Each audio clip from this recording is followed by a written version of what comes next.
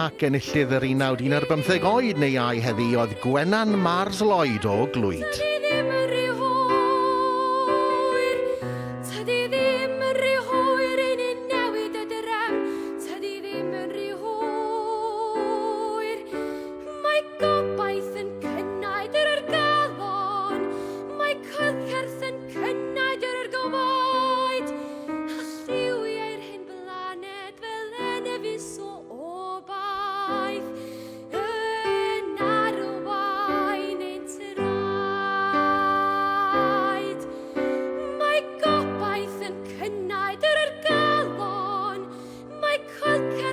Cynnau dyr yr gofod